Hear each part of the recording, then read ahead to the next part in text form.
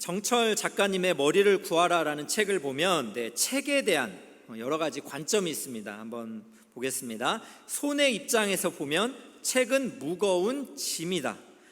출판사, 편집자나 도서관 사서의 입장에서 보면 끝도 없는 일이다. 세종대왕의 입장에서 보면 보람이다. 글을 모르는 갓난아이의 입장에서 보면 그냥 두꺼운 네모다. 나무의 입장에서 보면 사후세계다. 책에 대해서 여러 가지 관점이 있다라는 것을 이야기를 해주는 내용인데요. 여러분, 참 관점이 매우 중요합니다. 한재웅 목사님이라는 분은 관점 혁명은 삶의 혁명이다, 이런 표현까지 해요. 우리가 삶에서 어떤 관점을 가지고 살아가느냐에 따라서 삶도 매우 질적인 차이가 나타난다, 이런 내용인데요. 그런 의미로 우리가 생각을 해본다면 우리가 살아가는 여러 가지 관점, 특히 우리가 믿고 있는 예수 그리스도에 대해서 어떤 관점을 가지고 살아가느냐가 우리의 삶의 질을 더욱 풍성할 수 있게 하겠다라는 생각을 해보게 됩니다. 여러분, 오늘 본문의 배경은 많이 우리가 들었던 한 맹인이 예수님에 의하여서 그렇게 시력이 회복되는 내용을 담고 있습니다. 오늘 우리는 이 본문을 통해서 우리가 예수님을 어떻게 바라봐야 되는지, 또 어떠한 관점으로 예수님을 믿어야 되는지 오늘 말씀을 통해서 우리가 두 가지 정도 살펴보기 원합니다. 첫 번째로, 절망의 한가운데에서 소망의 눈을 뜨게 하시는 분, 그분이 바로 우리 예수님이다라는 것을 믿으시기를 축복합니다. 예수님께서 길을 가시다가 한 사람을 주목합니다. 그런데 이 사람은 매우 절망적인 상태에 있다는 것을 우리가 볼 수 있습니다. 1절 말씀 보겠습니다. 예수께서 길을 가실 때 날 때부터 맹인된 사람을 보신지라. 여러분, 태어날 때부터 맹인으로 태어났다면 얼마나 그의 삶이 참 끔찍할까라는, 얼마나 쉽지 않을까라는 그런 생각을 해봅니다.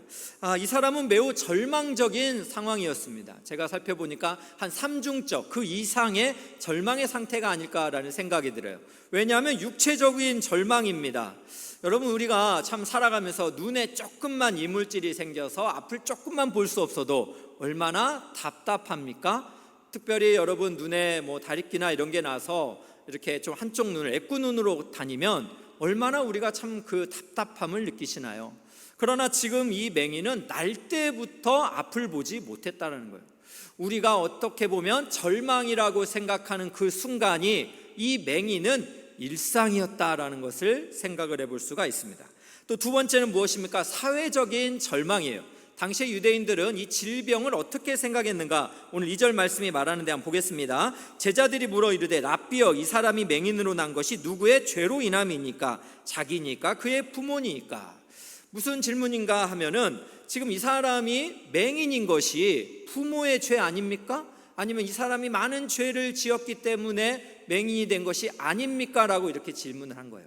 당시의 유대인의 세계관에는 어떤 것이 있었냐면, 하나님 앞에 범죄하면 질병으로 연결된다, 이런 생각을 많이 했습니다.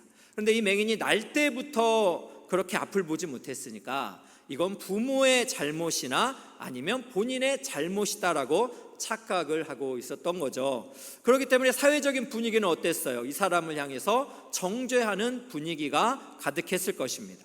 그리고 또 무엇입니까? 이 맹인은 그래서 타인을 의존할 수밖에 없어서 결국 구걸하는 인생을 살아야 했기 때문에 굉장히 사회적으로 밑바닥인 인생을 살아야 되는 또 하나의 절망의 삶을 살 수밖에 없었다라는 것이죠.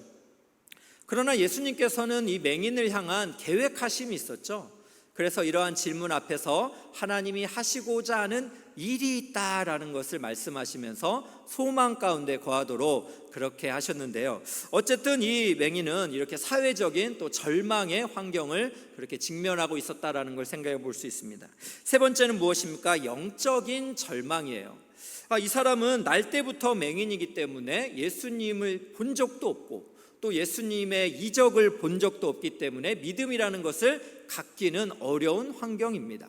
타인 의존적인 삶을 살아야 했기 때문에 또 자신의 인생에 대해서 우울감이 많았을 것이기 때문에 비관적인 삶 속에서 더욱 그는 절망했으리라는 생각이 듭니다.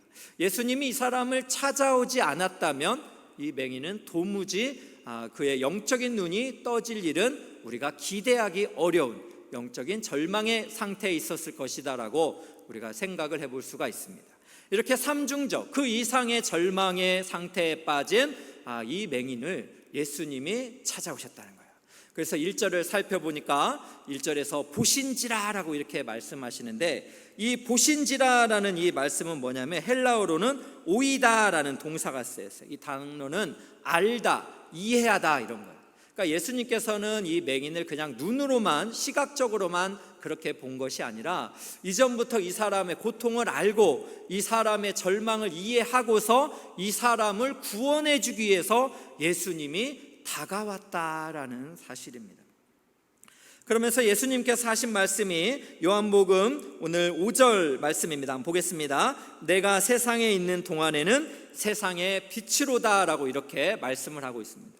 예수님께서 이 땅에 계시는 때에 세상의 빛이다 라고 이렇게 말씀을 하는 거죠. 예수님은 이미 요한복음 8장에서도 나는 세상의 빛이니 나를 따르는 자는 어둠에 다니지 아니하고 생명의 빛을 얻으리라 이렇게 말씀을 하셨습니다.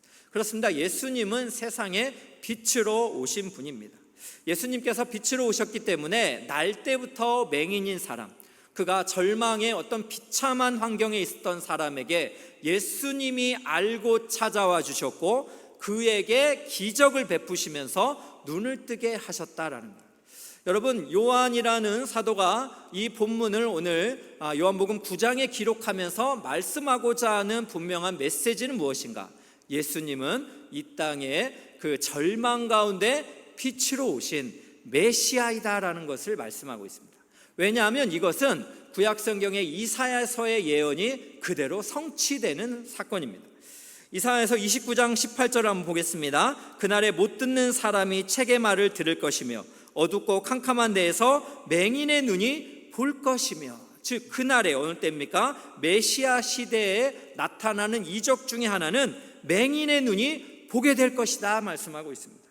또 이사야서 35장 5절입니다. 그때에 맹인의 눈이 밝을 것이며 라고 예언되어져 있습니다. 그렇기 때문에 지금 요한이 활동했던 이 예수님의 이 시대에서는 그 사람들은 감히 상상할 수도 없었습니다. 예수님이 메시아로 오셨다라는 것을 그들은 영적인 눈이 어두웠기 때문에 도무지 볼 수가 없었던 것입니다. 그러나 예수님은 이 날 때부터 맹인이, 이 절망적인 이 사람의 눈을 뜨게 해주시면서 결국 예수님 스스로가 이 땅의 구원자로 오신 메시아다라는 것을 분명하게 보여주고 있습니다. 여러분, 우리는 이 본문을 통해서 확신해야 되는 것이 있습니다. 우리가 절망의 깊은 환경 속에 들어갈지라도 우리가 바라봐야 될 분이 있는데 그분은 바로 우리의 구원자로 오신 예수 그리스도시다라는 사실이에요. 근데 여러분, 우리가 실제로 삶을 살아가다 보면 너무나 눈물 나는 일 많고 또 절망적인 환경이 올 때마다 우리가 예수님을 바라보지 못한다는 것, 즉 영적인 눈을 떠서 주님 앞에 우리의 마음을 그렇게 표현하지 못한다라는 것이 우리가 가진 영적인 어두움이다라는 생각이 참 많이 듭니다. 제가 이전에 그 신방을 했던 우리 성도님은 남편분이 사업을 하셨습니다. 근데 여러분, 사업이라는 게 참 그렇게 쉬운 건 아니잖아요. 사업이 잘 될 때는 넓은 평수의 아파트에 꽤나 이렇게 풍족하게 삶을 살았습니다. 그런데 안타깝게도 사업이 어려워지면서 이분이 1층에 있는 한 주택가로 이렇게 이사를 갈 수밖에 없는 환경에 처했습니다.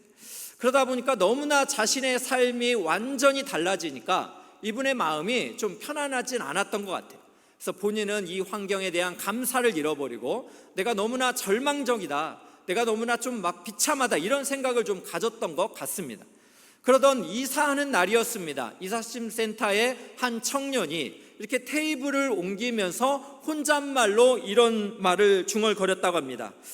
이런 집에 살면 참 좋겠다. 이 이야기를 이렇게 혼자 중얼거리는 것을 이 성도님께서 들으신 거예요.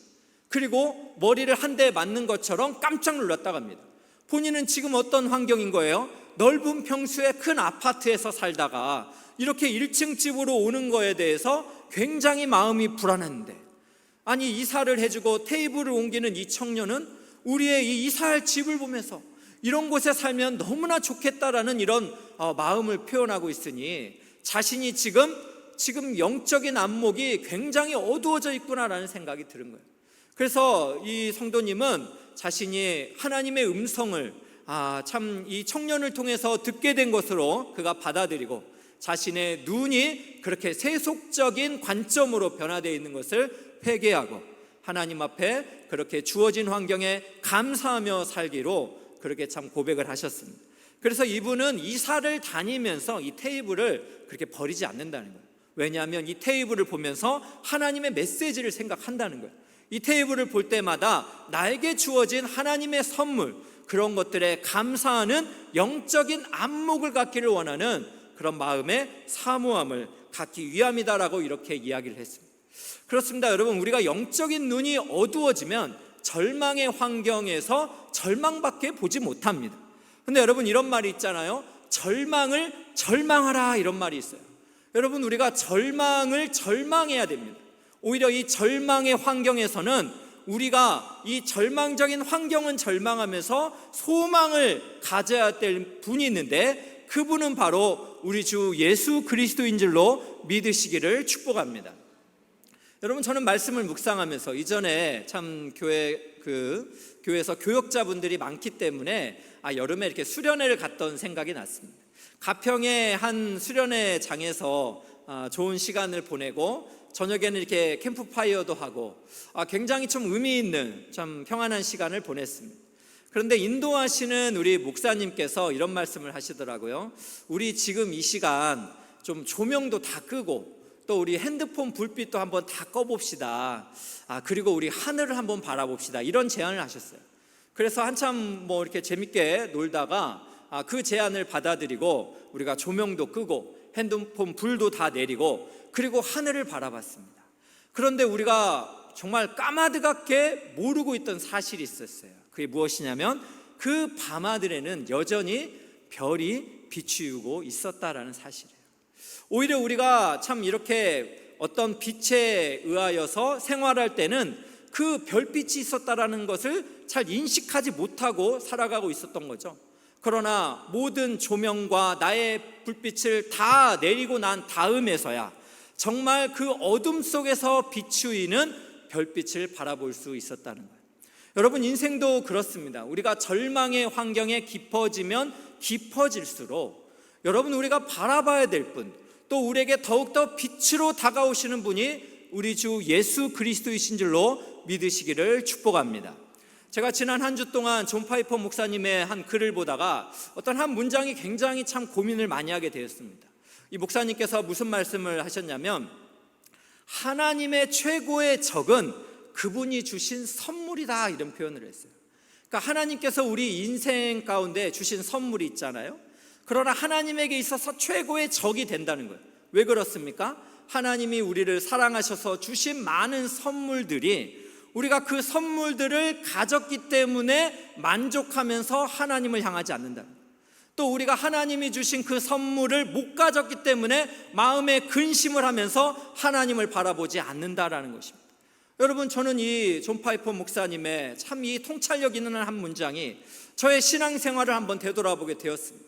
나도 이 땅을 살아가면서 내 힘으로 또 내 뜻대로 뭔가 열심히 분주하게 최선을 다하고 있지만, 그러면서 나의 삶이 더 나아진 것이 아니라 절망적인 어둠이 깊어지면 깊어질수록 그때야말로 우리가 분명히 집중해야 될 분, 바로 주목해야 될 분이 있다면 그분은 바로 우리 주 예수님이신 줄로 믿습니다.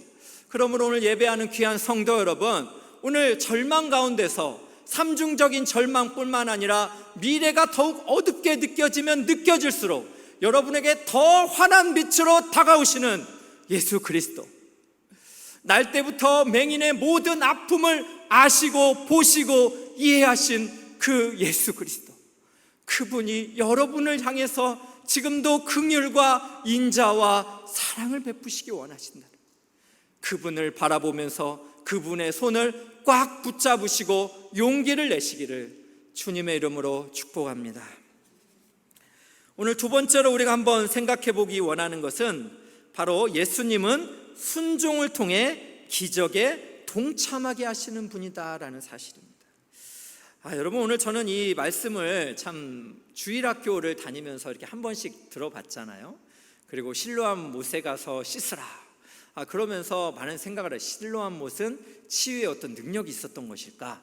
주일학교 때 이런 고민들 많이 하잖아요. 그러면서 이번에 제가 이 말씀을 묵상하면서는 좀 색다른 질문을 해보게 됐습니다. 어떤 것이었냐면, 왜 예수님께서는 이 지금 맹인의 질병을 고치는데 왜 좀 이렇게 좀 평탄한 방법이 아니라 좀 우리가 좀 표현하기 어려운 좀 그런 방법을 사용하셨을까, 이런 생각이 좀 들었어요. 어떤 방법을 사용하셨나요? 지금 그 진흙을 이렇게 이기시는데 예수님이 그냥 침을 이렇게 뱉어가지고 이렇게 진흙을 막 이렇게 만들어가지고 또 이 맹인의 눈에다가 이렇게 막 발라요. 여러분, 그 당사자의 마음은 좀 어땠을까요? 믿음이 많았으면 거룩하신 주님이 주신 막 그렇게 반응을 했을 수도 있지만, 그러나 여러분, 믿음이 없는 사람이면 이 뭐야 라고 굉장히 이런 표현을 했을 수도 있습니다. 이런 재미난 생각들을 해보면서 왜 예수님은 굳이 이런 방법을 택하셨고, 또 예수님은 왜 이 사람에게 실로암 못까지 걸어가라, 지금 맹인이잖아요. 맹인 보고 지금 걸어가라는 말은 뭐예요? 지금 타인이 아니면 이렇게 살아가기 힘든 사람인데 실로암 못까지 걸어가는 그 과정이 평탄할 수 있었겠습니까? 고생길 아닙니까? 예수님은 왜 이렇게 고생길까지 허락하시면서 말씀으로 한 번에 치유를 안 하시고 이러한 어려움을 이렇게 허락하시는 걸까? 누군가가 고통받기를 원하시나? 여러 가지 그런 예수님은 아니잖아요. 우리가 오해하는 거지. 하나님이 우리에게 고난을 주신 것이 우리에게 고난을 통해 우리가 고난받기를 원하십니까? 완전한 착각이죠. 그건 하나님을 완전히 잘못 알고 있는 오해입니다. 그렇다면 왜 이러한 것들을 하나님은 허용하실까? 오늘 말씀을 살펴보면서 4절 말씀을 보면서 참 위로가 됐습니다. 한번 보겠습니다. 때가 아직 낮음에 나를 보내신 이의 일을 우리가 하여야 하리니 밤이 오리니 그때는 아무도 일할 수 없느니라. 우리 예수님께서 예수님이 계신 이 낮 기간에 나를 보내신 하나님의 일을 하셔야 한다는 거예요. 그런데 누가 하는 거예요? 우리가 하여야 한다라고 이렇게 복수를 사용하고 있습니다. 그러면 여기가 생각해 봅니다. 이 우리가는 과연 누구일까? 우리가 문맥을 좀 이렇게 잘 살펴보면 첫 번째로 예상되는 사람들은 제자들일 것이다 하는 생각이 듭니다. 그러나 여러분, 우리가 문맥을 잘 보면 제자들이 맹인이 치유받는 기적 사건을 위해서 아무것도 한 적이 없습니다. 오히려 그 맹인을 향해서 날 때부터 맹인된 것은 누구 죄입니까? 이런 사회적인 비난을 이렇게 생각하는 정도에 불과했죠. 그러니까 제자들은 아닌 거죠. 또 두 번째 누굽니까? 바리새인들이 나옵니다. 바리새인들은 어떤 사람이에요? 예수님이 이 맹인을 고치시니까 안식일에 고쳤다 라고 말하면서 예수를 향해 죄인이다 라고 이렇게 정죄하는 사람들이잖아요. 역시 이 기적에 아무런 것을 한 것이 없습니다. 그렇다면 우리가 추정컨대 예수님이 우리가 나라고 말한 이 복수는 누구인가? 여러분, 그는 바로 오늘 본문에 등장하는 맹인이다라는 것입니다. 왜 그렇습니까? 맹인은 이러한 예수님이 이렇게 치유의 과정을 통해서 맹인이 해야 되는 일이 있어요. 그건 무엇입니까? 실로암 못까지 가서 씻어야 되는 수고를 감당해야 되는 거죠. 예수님께서는 지금 맹인으로 하여금 그에게 허용하신 것이 있는데, 맹인이 이 예수님의 이 치유의 과정에 동참하게 하면서 그가 이 과정 속에서 하나님이 하시는 일을 경험하기를 원하시는 예수님의 깊은 배려와 또 사랑이 아닐까라는 생각을 하게 되었습니다. 왜 그렇습니까? 저도 이렇게 생각을 좀 해보니까 저도 이제 주일날 오후가 되면 이제 참 일주일 만에 쓰레기를 이렇게 버려야 되는 일들을 합니다. 근데 집안에 일주일 동안 모아놓은 쓰레기를 버려야 되니까 좀 큰맘 먹고 또 하는 거죠. 그때마다 누가 도와주려고 하냐면 우리 초등학생 아이들이 도와주려고 해요. 근데 실제로 엄밀하게 말하면 제가 이렇게 그 쓰레기를 막 한 다발 가지고 갈 때 우리 아이들이 저를 위해서 도와주는 거는 엘리베이터 조금 이렇게 잡아준다거나 박스 한두 개 들어주는 정도입니다. 그런데도 저는 이 시간이 너무 좋아요.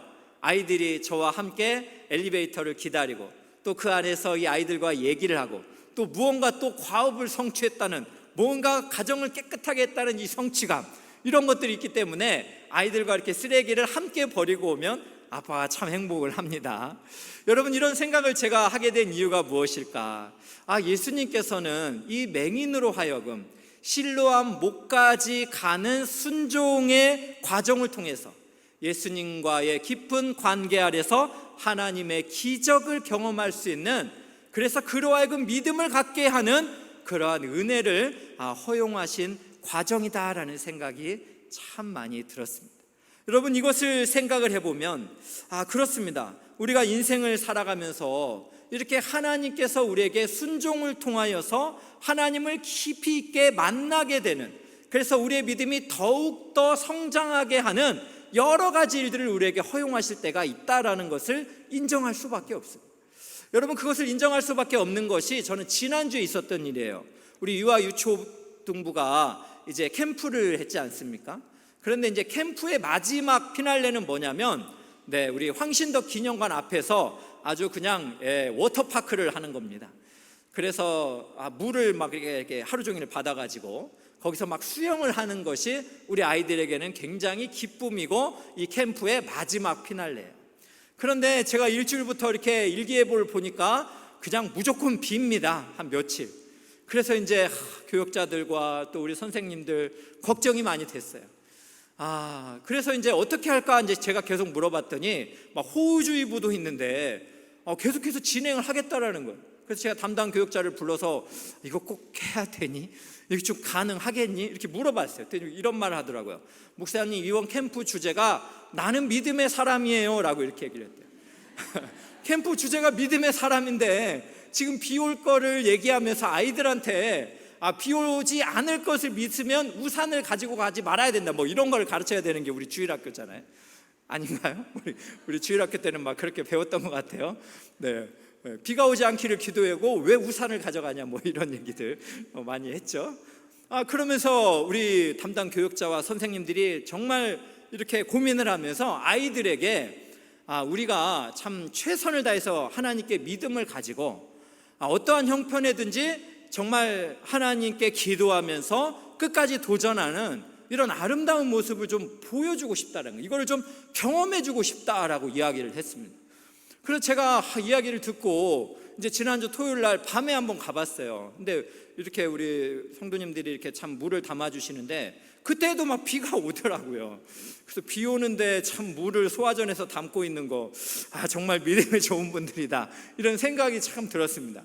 다음 주일 아침 일어나자마자 밖을 봤습니다. 여전히 비였어요. 여러분 아시죠? 비도 많이 왔어요. 2부 예배 마칠 때까지 거의 비 오는 것 같아서 아이들이 실망하면 어떠나, 이런 생각을 참 많이 가졌는데 참 하나님은 너무나 참 은혜로우신 분이신 줄로 믿습니다. 여러분, 어떤 결과를 주더라도 우리가 최선을 다했으니까 감사할 수 있는데 하나님께서 정말 우리 아이들의 기도를 들어주셔서, 우리 부모님들의 기도를 들어주셔서 제가 3부 예배 마치고 갔더니 마치 하나님이요 비를 막 붙잡고 있는 것 같더라고요. 근데 하나님이요 어느덧 구름 기둥까지 보내셔가지고 애들이 따갑지 않게 아주 시원하게 수영을 하는 것을 보면서 이런 참 경험이 믿음으로 꿈꾸고 이렇게 기도하며 도전했던 이런 아름다운 이 모습들이 우리 아이들에게는 참 좋은 신앙의 좋은 영적인 추억이 되겠다라는 생각이 많이 들었습니다. 여러분, 그렇습니다. 하나님은 우리 인생 가운데 그냥 다 우리만 가만히 손 놓고 구경하라 말씀하지 않습니다. 하나님이 때로는 그렇게 역사하실 때도 있지만 또 대부분의 우리의 환경에서는 우리가 순종할 수 없을 때 순종하게 만들고, 또 우리가 사명을 감당할 수 없을 때 사명의 길을 끝까지 나아가도록 우리를 독려하신다라는 거예요. 그렇게 그러한 것들을 허락하신 것을 우리의 고생을 위함이 아니죠. 우리도 그 순종과 이 사명의 길에 동참하면서 하나님이 우리를 통해서 일하시는 그 기적을 경험하기를 원하신다는, 그 기적을 한 번, 두 번 경험하면서 우리의 믿음이 더욱 성장하기를 하나님께서 원하신다라는 사실이에요. 여러분, 요한복음에 우리가 그 예수님의 표적 시리즈를 계속 보고 있는 거잖아요. 한번 좀 점검을 해보면, 여러분, 가나안의 혼인잔치 기억납니까? 그 하인들이 물을 포도주로 그 바뀌어가는 그 환경 속에서 예수님의 말씀에 순종하면서 나아갔던 것뿐입니다. 그렇게 순종하며 나아가며 그 현장에 동참했을 때 그들만 아는 기쁨이 넘친 줄로 믿습니다. 이전에 어떤 포도주보다 가장 최고의 포도주를 맛볼 수 있게 된 가나안의 혼인잔치, 그것은 바로 하인들만 아는 기쁨이 된 줄로 믿습니다. 여러분, 또한 어떤 것이 있습니까? 오병이어의 기적을 한번 생각을 해볼까요? 오병이어의 기적도 한 소년의 물고기와 보리떡이었습니다. 매우 작게 여겨지는 것들의 작은 그 소년의 이 내어줌이었죠. 그것을 이렇게 붙들고 또 예수님이 축사하셔서 나누어 주라 할 때 나눔의 과정에 동참한 분이 누구입니까? 제자들인 거예요. 제자들만 아는 기쁨이 여기에 있는 것입니다.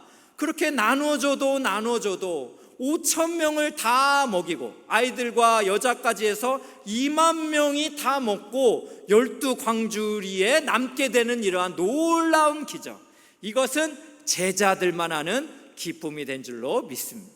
여러분, 이러한 것들을 생각을 해보면 우리 인생도 어떻습니까?